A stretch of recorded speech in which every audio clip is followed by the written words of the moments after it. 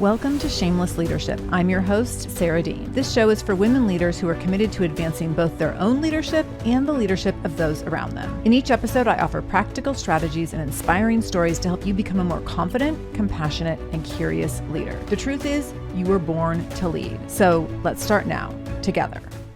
Hello, Shameless Leaders. Today we're talking with Dr. Karen Hills Pruden about her work in leadership inspired by her experience of having endured two incompetent leaders in close succession.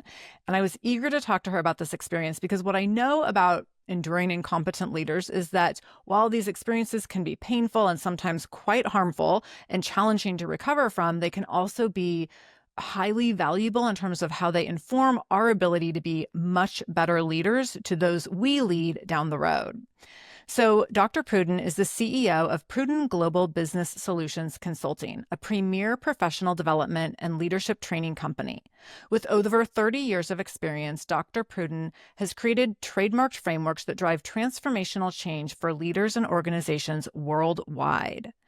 Dr. Pruden's programs are built on powerful, proven methodologies, including the Amplify Your Value framework, which helps leaders leverage their expertise to advance their careers, the Learn, Practice, Teach framework, designed to create a continuous cycle of learning and growth, and the Professional Equity framework, which empowers professionals to convert their experience into measurable business success.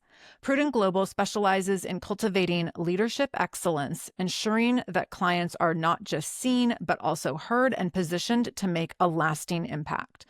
Dr. Karen also is a best-selling author, published over 30 times, a sought-after global leadership speaker, and a radio, podcast, and television guest across multiple platforms and mediums. So listen in to hear Dr. Pruden share what women really need to make the leap into the C-suite and how women often sell themselves short when reaching for C-suite roles, what she learned about the do's and don'ts of leadership after enduring these two incompetent leaders in two years in close succession in her career, her philosophy that silence is not a superpower and how to use your voice in strategic ways when you're working under an ineffective or incompetent leader, how to maintain your professional integrity and motivation when faced with leadership that doesn't align with your organization's values or your own leadership standards, and how her experiences with poor leaders allowed her to create her own leadership methodologies and framework. This was a really fascinating and fun conversation that I think you're going to be able to use to see the value in hard experiences and how we can use hard experiences and lessons learned to apply them to making ourselves better as we go, as we grow, so that it can be possible that bad bosses can teach us about really great leadership because they can help us desire to learn more and do better and become great leaders ourselves because of the poor example they gave us. So with all that, please join me in welcoming Dr. Karen Hills Pruden to Shameless Leadership. Dr. Karen, welcome to Shameless Leadership. I'm so excited to have you here today. Yes, I'm excited about this conversation.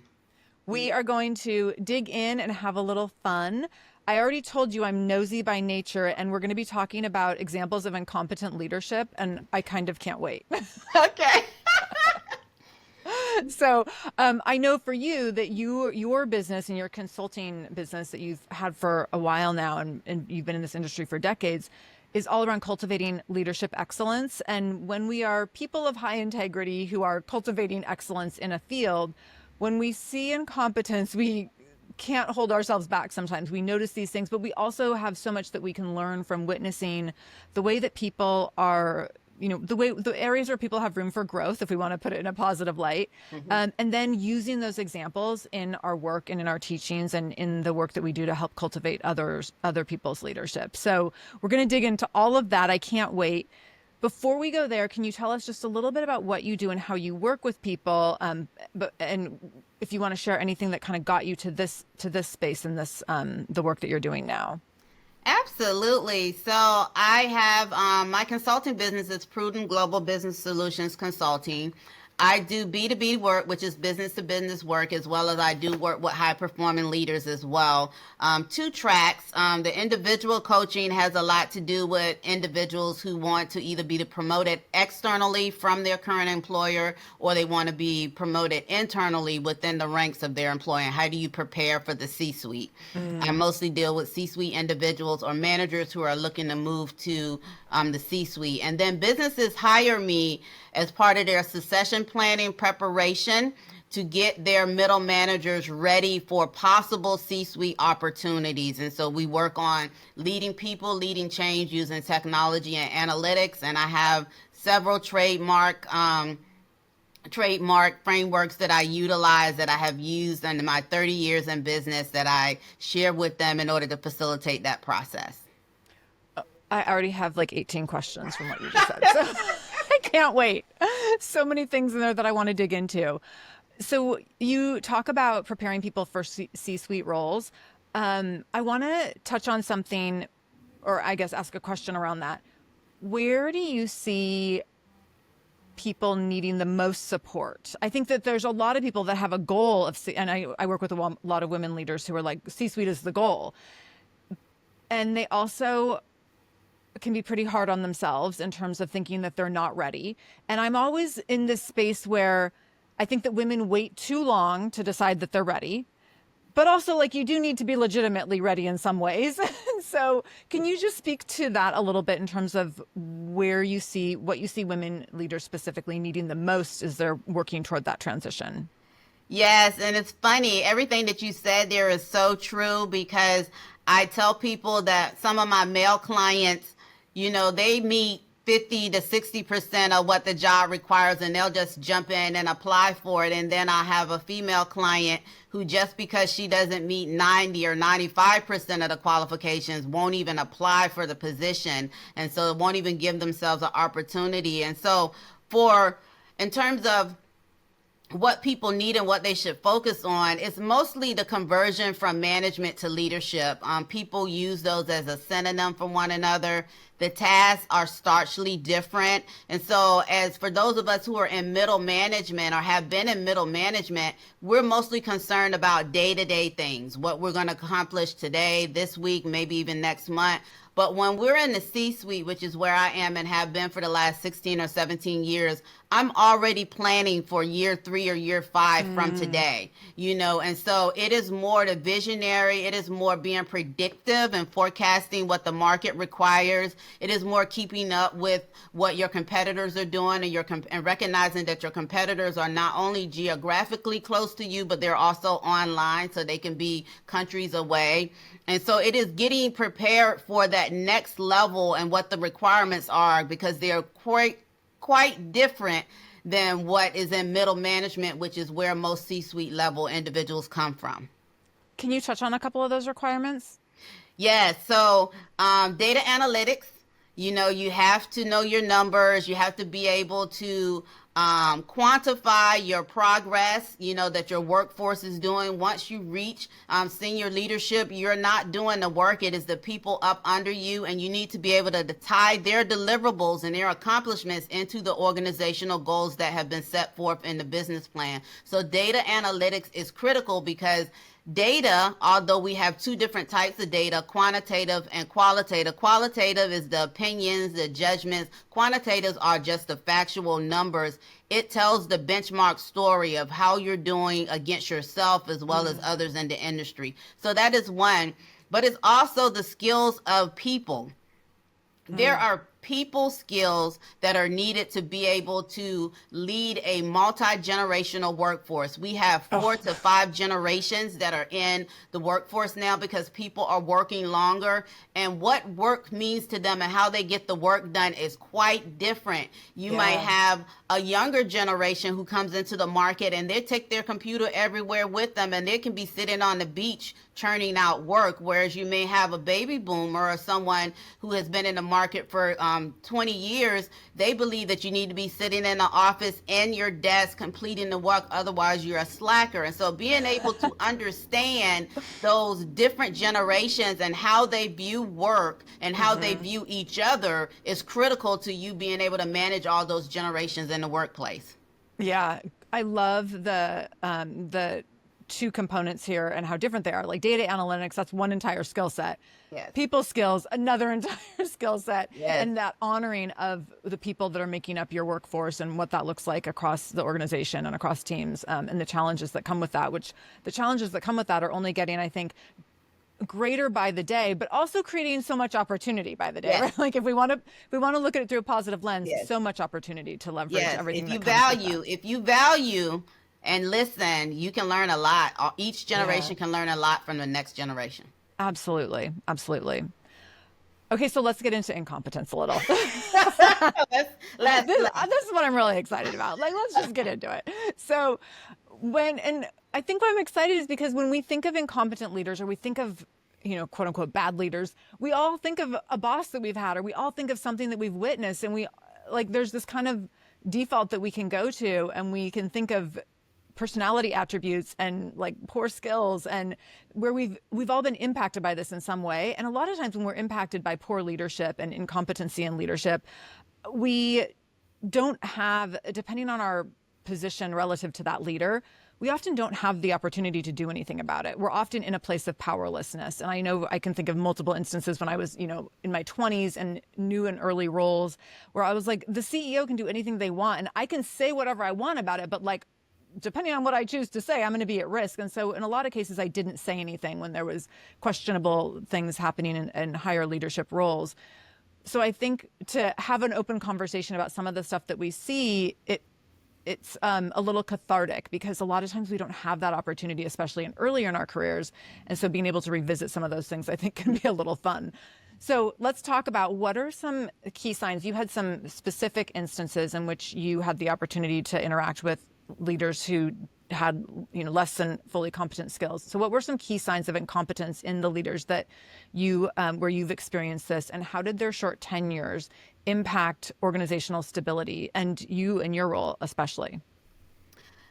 Well, yeah, so I had two leaders in a span of 2 years, and each one was, I believe, one was 7 months and one was 8 months, was let go by the board. And so, Oh, wow. of course, and they were head of HR. So the Oh, wow. HR is a pretty prominent department within an organization. That is my area expertise, which is HR and operations. And so things that kind of showed its face very early. What one leader is, that leader had some undisclosed mental illness. I'll say that. Mm-hmm. And without meds, it created a very volatile workforce. So she refused to take her medicine. Now, we didn't know any of this when she was hired. Not questions that you can even ask in a hiring process, because it is. But how it showed itself in the workplace is she was very erratic, inconsistent, didn't remember things, very aggressive at times when she was going through her manic phase. And so because this was a new leader that we didn't have a track record of interacting with, we're still trying to know this leader. So we just assumed she was just mean and all those negative things that are associated with the leader being that way. But it caused a lot of discourse in the department, because we were required to follow her direction. Yeah. Or there was hell to pay.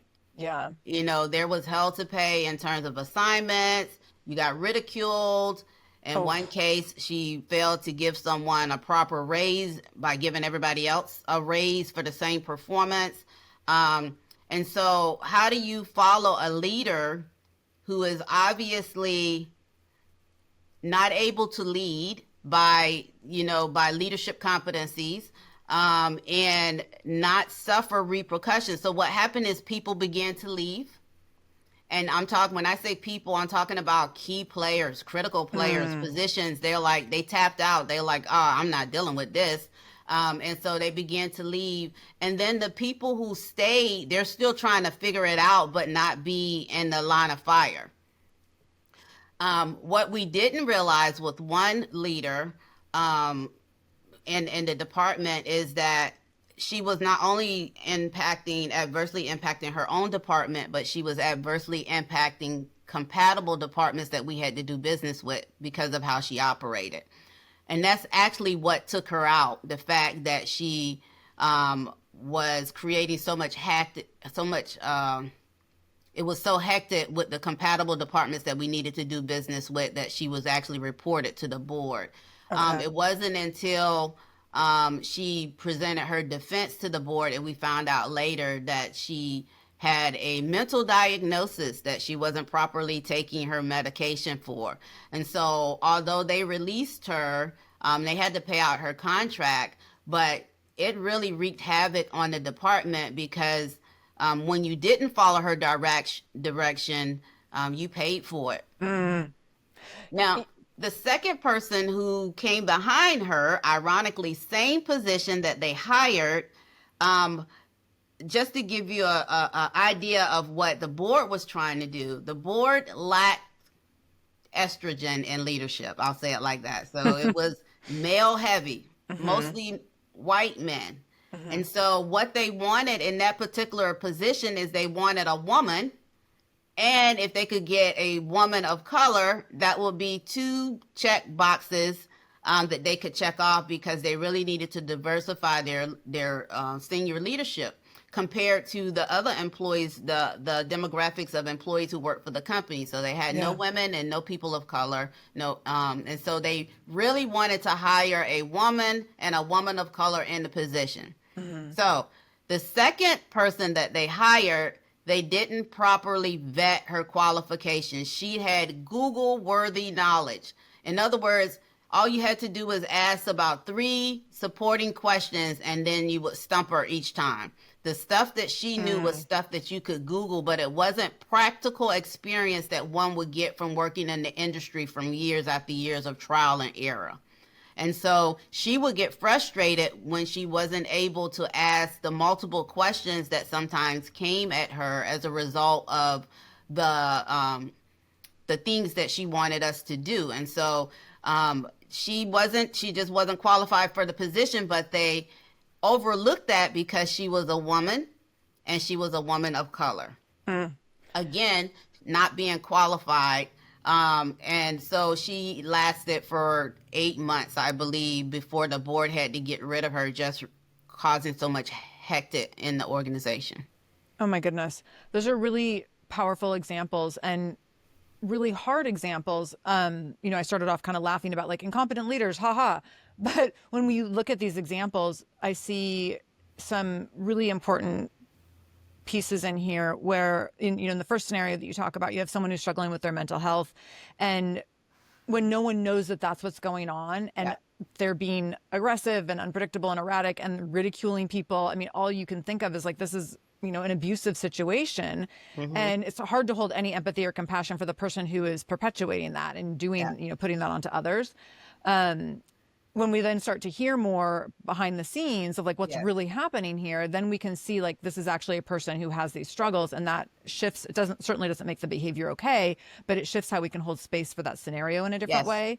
In the second scenario, you have someone who has been given an opportunity that they weren't properly trained for, or they weren't they weren't ready for.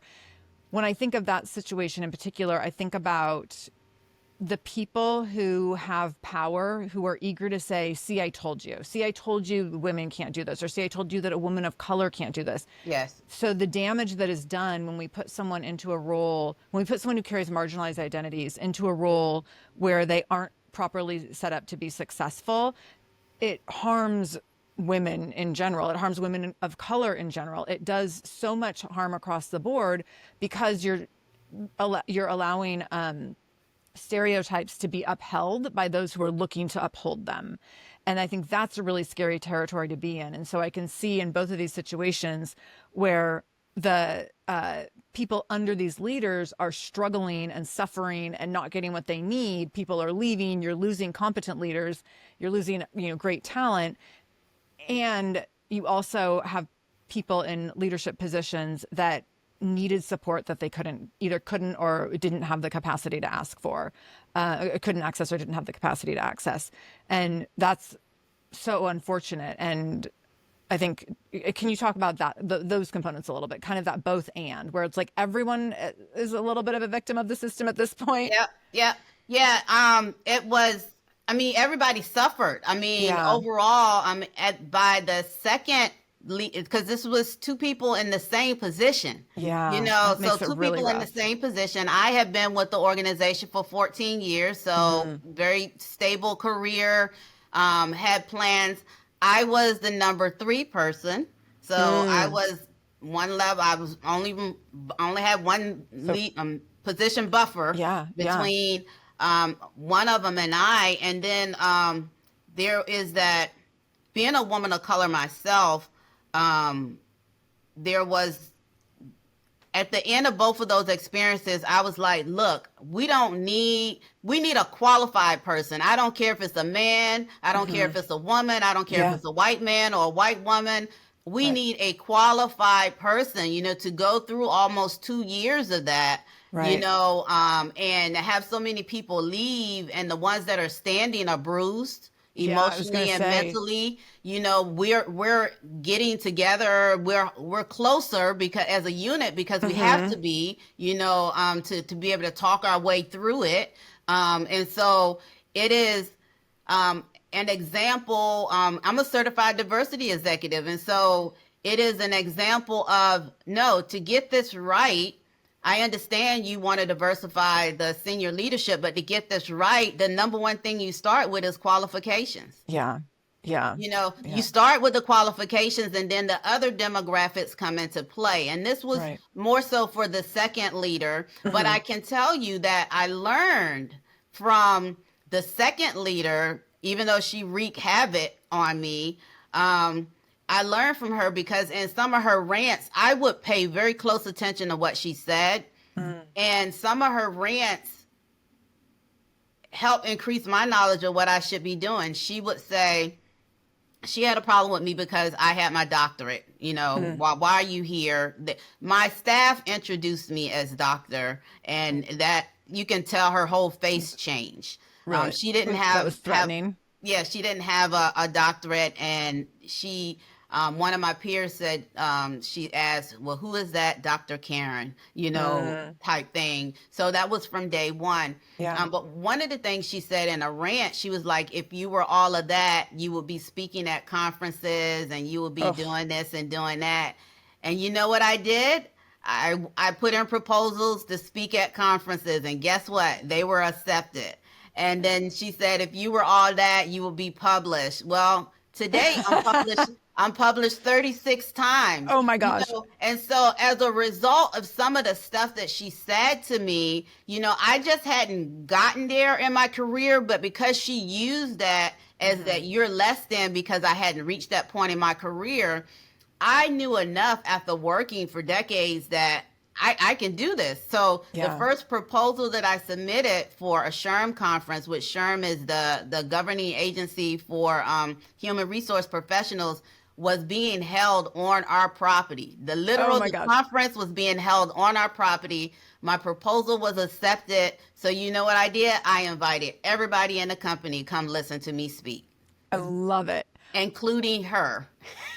Oh, that's the best feeling. I've been in a situation in my 20s with a boss working in an organization where the CEO very much treated young women as called it little girl energy, like, oh, little girl, like just really disregarded and dismissed, our ideas and opinions and thoughts and discredited us constantly.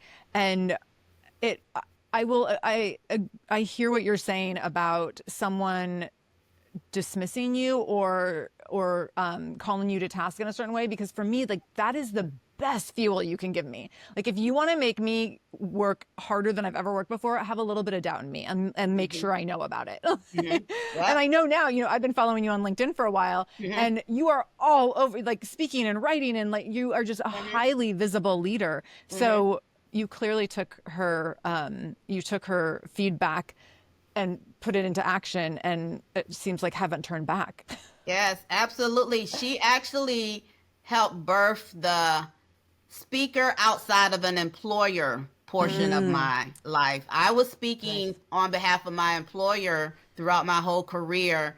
And then that whole SHRM presentation spearheaded my speaking career outside of being attached to, I organized and got an LLC for my coaching and consulting business to formalize it because the requests were coming in so much. And so she's really responsible for my coaching and consulting business as a result of just her saying, if you were all that, you would have. And I did everything that she said because I saw the benefit. You know, she said it, it hurt when she said it, but then I did the research and I saw the benefit of doing what she said, and I did it, and I haven't looked back. And so I share that to say that although you may have some incompetent leaders, pay attention to what they say. Because some of what they say you can use. Don't throw everything out. There's a phrase, don't throw the baby out with the bathwater or something like that. Don't dismiss everything. Pay attention to what they say. You may be able to use some of the things that they say. Absolutely.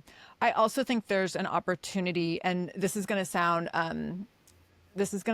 probably a little shady when I say it, but I'm going to go ahead and say it. So there's an opportunity for profitability in these situations. Yes. And so for you, like the money that you've made from speaking and coaching and consulting and the things that you've done from her making those statements, that's made you a lot of money. And I think of that all the time. I'm like, if someone wants to treat me horribly, I will make a lot of money telling that story. I can get myself on a lot of stages to share it. So please, like, what do you got for me?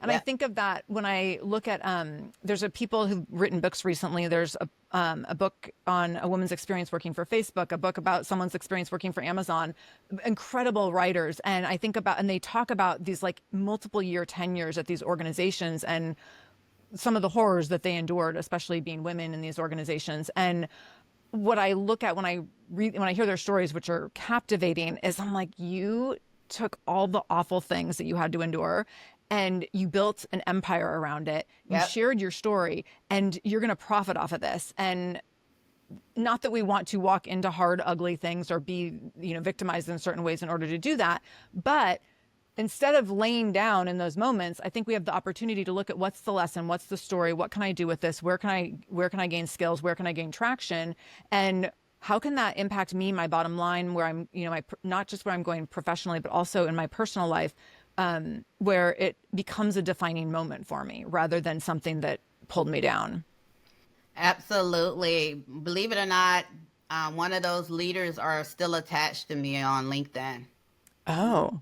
And so do you love posting just to... Well, no, but from time to time she does make a comment, on something that I post up there. One of the other ones, she disconnected herself when they fired her, which is fine. Yeah. But one stayed attached, and from time to time, she does make a comment, and so interesting. Yeah, interesting. Let's talk a little bit about how when you're in situations like this, when you're navigating the emotional and professional challenges of working under someone who is not very effective or not as competent in their leadership, while trying to maintain your commitment to your role, to your company, to your organization. Can you talk about what folks can do, what you have done, but also how you advise others who are in this situation? I have so many clients who come to me and they're very clear on their values. They're very clear on what they have to bring to the table. And they often, in many cases, they're stuck under either a leader or a leadership team. And sometimes it's even that like their leader in particular is a great ally of theirs, but the leadership team or the way that the organization is set up is not in service of this individual. So can you talk a little bit about how to navigate that? Yeah, absolutely. So I will say I have a phrase that I use: silence is not a superpower. So you suffering in silence is not going to get you anywhere. It's going to impact your mental and emotional health. It's going to stifle your career. But I also will encourage you to talk to trusted individuals. And so those individuals can be someone within your same chain in terms of your position, like a peer, or it could be a trusted individual who's a step up but someone needs to know exactly what you're going through, because if that person is truly incompetent, it's going to all come to a head eventually. And so whoever you share information with of what you're going through will be able to say, well, Karen told me this last year in October, so I know it at least was going on then. But if you don't share, if you don't talk, if you don't report, or however way you want to look at it, then there's no record of what you were going through, how long you were going through it. And then there's power in numbers. And so if you report, use this whatever process that they have within your organization, and others, because if others are being impacted, and all of these are confidential conversations. But if someone has 10 confidential conversations with people from the same department about the same boss, although it's a confidential conversation, it is well documented that there's an issue over there. And so help is on the way. You might not see help, but believe me, help is on the way, because we're all, I've been in leadership for so long, we're all representatives of the organization. And as leaders, the things that we do impact financially, reputational wise, the employer that we work from. And so when you're going through different things and you're suffering in silence, your employer wants to know about things that people are doing that are possibly against the law, definitely against policy. And so I utilized all of the processes internally that my organization had. I did it in confidence. And I also was aware of what my legal rights were, because some things did borderline illegal, because I happened to be, during that time in my career, I happened to be the oldest person in the department. Well, and I was over 40. And I know a little bit about this, not with you specifically. My husband is in his 50s and was laid off in June of 2023. And we learned a lot about age discrimination and the prevalence of it, and age as a in people over 40 being in a protected class. And I mean, the legal conversations that we had were so enlightening. So yeah, absolutely. Using your voice, especially if you are someone who's in a protected class. And there's many classes that are protected. Yes, absolutely. Absolutely. But yeah, I would say something and use the processes, use the internal processes, because even if you go externally, like EEO or something like that, the first question they ask you is, what is the internal process to report this type of behavior? And they want to see that you try to navigate internally before going externally. You're not required to do it, but it looks well on your behalf if you do it, because most times, most senior leaders, CEOs and different things, they're trying to address it before it goes anywhere outside of the doors. That they lose control once you deal with any type of external agency. Yeah. I want to talk a little bit about leadership excellence and integrity. When we're in situations where this is not being modeled to us, but it's our personal leadership value is to be in integrity and is to, is to show up in a place of excellence and perform from a place of excellence in our work. What strategies do you use or recommend to your clients to maintain your own professional integrity and motivation when you are working under someone or within an organization where those same values aren't modeled or aren't being upheld? So I would say document for yourself, document, but also know that it takes courage to be one who operates with integrity. So it takes courage to say, no, I'm not going to do that. Be prepared to say, no, I can't do that. Be prepared to say, I can't use that word because that's not what happened. It takes courage to be able to do that. I used to have a saying that I may get fired for doing my job, but I will never get fired for not doing my job. And so what I meant by that is that if I could not operate with integrity, if I cannot operate with honesty, I'm not going to lie. I'm not going to lie for anybody. I'm not going to bend the rules or anything like that. And so you have to make sure that you have the courage to stand your ground and know under what instances you're standing your ground. So for instance, if you say no, then you say no because that's not what happened. No, because that's not truthful. no, and you explain why you don't do it, but you stand your ground and say no. And then if it's written, because we know that emails can be forwarded and altered and different things like that, then you need to memorialize what it looked like when it hit your area and what it looked like when it left your area if it's electronic communication. And so one of the most difficult things about leadership and integrity is the impact that it may have on your career when you stand up in an integral way and say, no, I can't do that. You may even get fired, but guess what?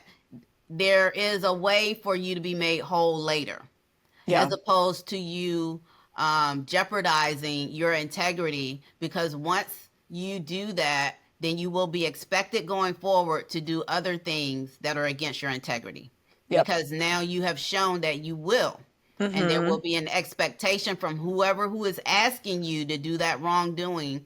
They will expect you going forward to do it and can hold that previous incident against you because they have knowledge of that now, that you co-signed this issue or this situation that wasn't 100% true. And so now that's like a elephant over your whole career as long as you're working under that individual. So utilize the courage and document. Yeah. You make such a great point. It's a slippery slope. So you're going to be in a tough situation either way. If you co-sign the behavior, like if you decide to speak up, that's hard and scary, and there could be consequences to that.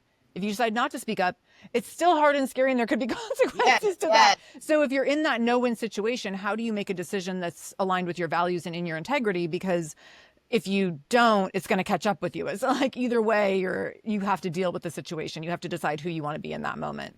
Yeah, there's a reputational value that's associated with doing things against your integrity that you don't want to ever be known as. The world is really much smaller.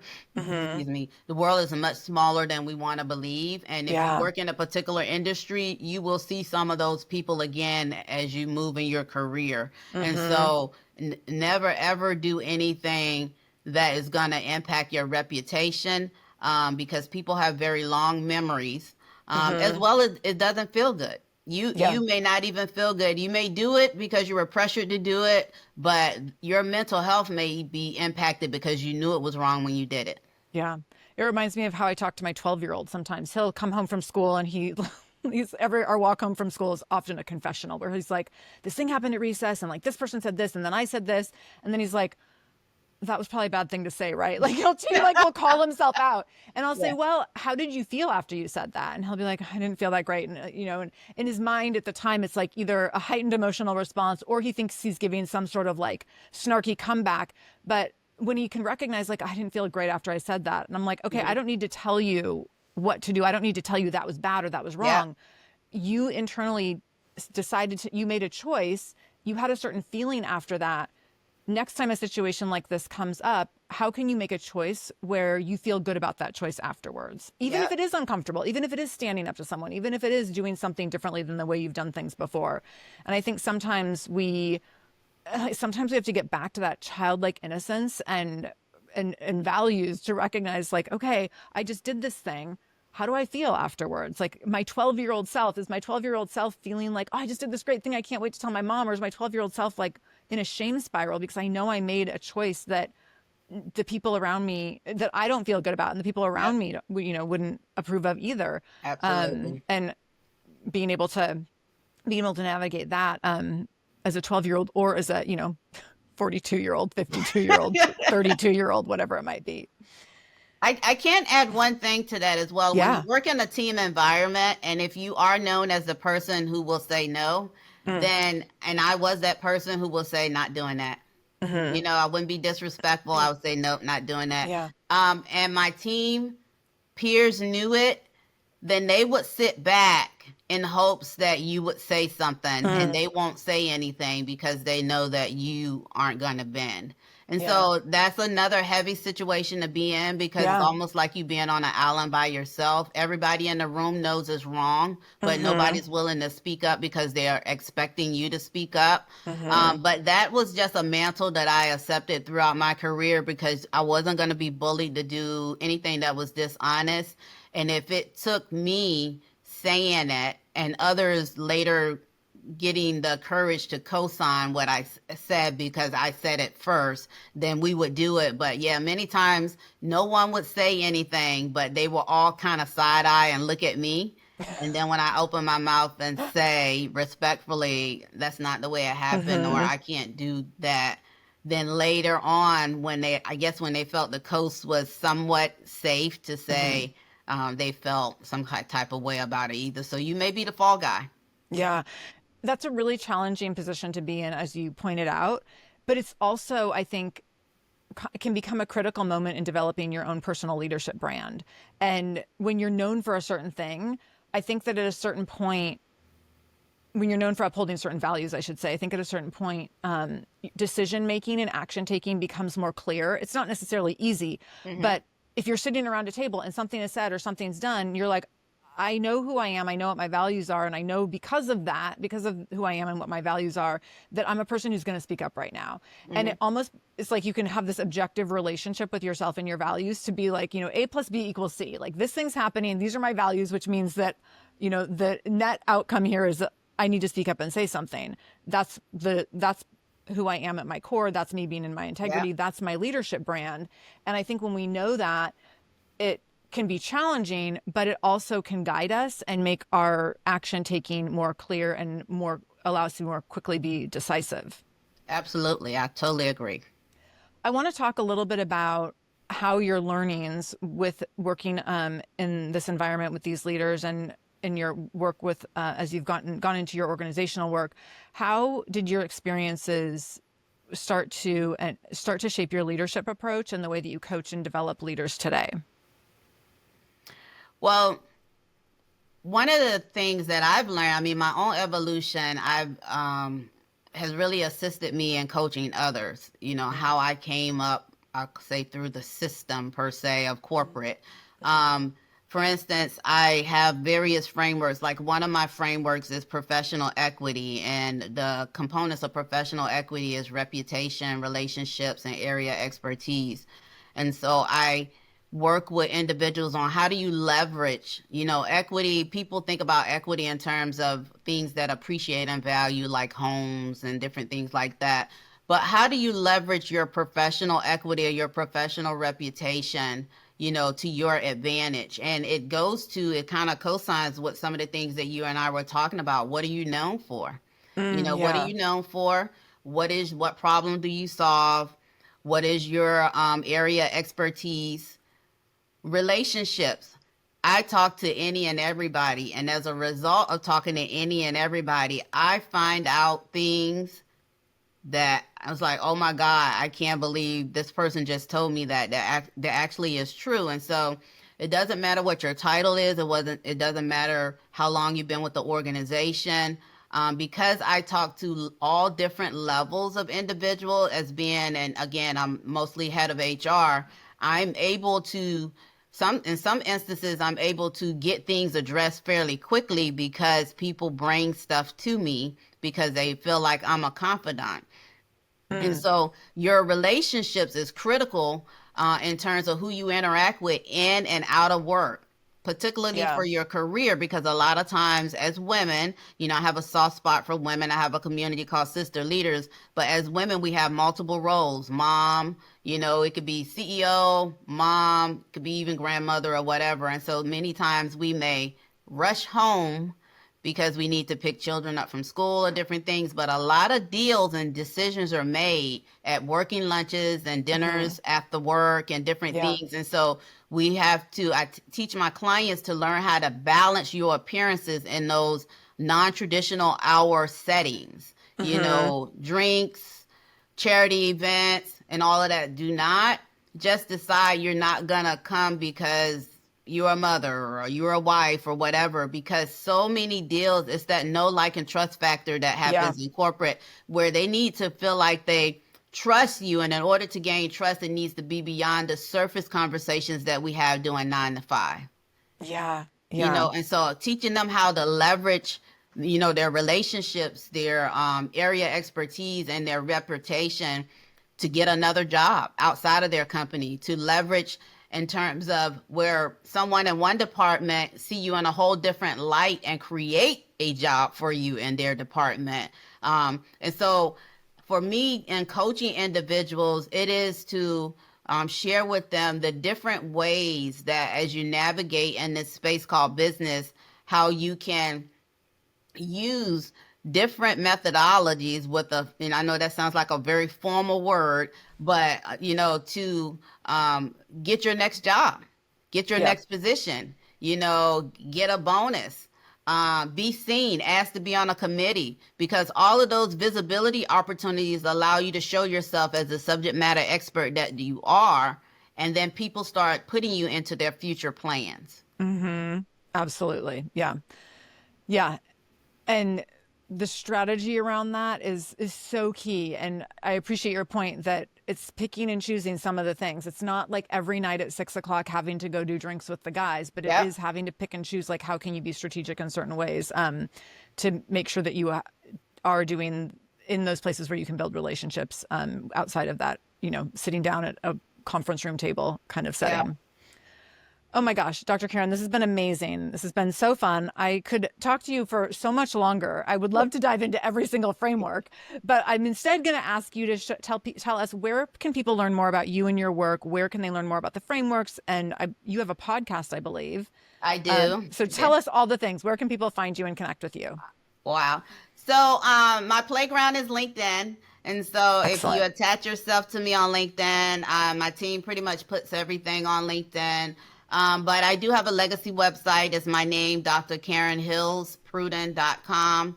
And then I have a community. My community is sister leaders. I have a fond spot for women leaders, as being one throughout my 30-year career, as being sometimes the only woman at the table, and sometimes the only woman and the only person of color. I don't believe it's a lack of talent that women aren't in senior leadership. I think it's a lack of knowledge of what it takes to convert from middle management to senior leadership. And so we have a conference retreat and different things for this geared towards women professionals. And so the conference website is sisterleadersconference.com.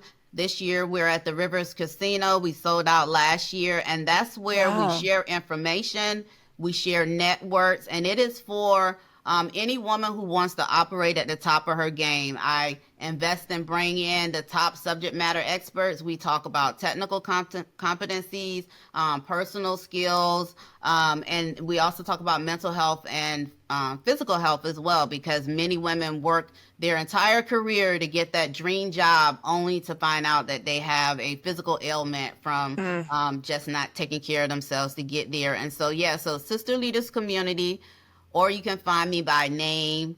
But I play on LinkedIn. So if you're attached to me on LinkedIn, then you're in there. They'll find all the stuff. Okay, so I'm going to link to in the show notes. I'm going to link your website, drkarenhillspruden.com. I'll link to sisterleadersconference.com, which I just pulled up and it looks amazing. It's in October. Is it October in Virginia? October 3rd and 4th at the Rivers Casino. Okay. Looks like a ton of fun. And then we'll also put your LinkedIn in the show notes. And your LinkedIn is very inspiring and aspirational, because you're just always doing very fun things. Oh, thank you. And then do you have a free download? Am I making this up? I do. I can send you it's a QR, so I can send you the corresponding link for that. So that you can post that, but it's in the form of a QR code. And for the download that I am sharing this time is 20 things to ask for in addition to salary to raise your total compensation. Ooh, love that. 20 things to ask for. I'm adding this to the notes right now. And I'll send you that link. Love it. Okay. And I have a link here, but go ahead and send me what you have and we'll make sure it's the right one. Okay. This is fantastic. So folks can go over to sarahdean.com, click on the podcast tab at the top, go to the episode with Dr. Karen Hills Pruden, and get all the good stuff here, which we'll have linked up, or wherever you're listening, you can go to the show notes wherever you're listening, and these will all be linked in the show notes as well. Okay, Dr. Karen, final question. How are you currently showing up as a shameless leader? Oh, wow. Shameless leader. Unapologetically me, and what I mean by that is I am privileged at the 30-year career to say no to some things that I don't want to do, say yes to some things that I dreamed about doing, and be able to partner with others in their dreams. And so for me, when I think of the word shameless, is without apology, to just be able to be authentically you. And my goal is to influence and impact other leaders. I want to leave everything that I know here on this earth when I depart the earth. And so that's how I show up as a shameless leader. I love it, with a shameless leadership legacy too. Love it. So Yes. good. Thank you so much for being here and sharing your work, your stories, and everything that you are doing to improve leadership in the world. I so appreciate everything that you brought to this conversation. I can't wait to keep following you. I want everyone else to go follow you, and come back anytime you have something new to share with us. Yes. Thank you for having me. This was fun. Thank you for allowing me to spend time in your ear today. If you liked this episode, be sure to subscribe to this channel. To learn more about my speaking, training, and coaching services, visit sarahdean.com. That's SARADEAN. I would also love for you to connect with me on LinkedIn at sarahdean.com/LinkedIn or on Instagram at sarahdeanspeaks. I love hearing from my listeners. Thank you for showing up for yourself today. I see you, I hear you, and I'm holding space for you today and every single day.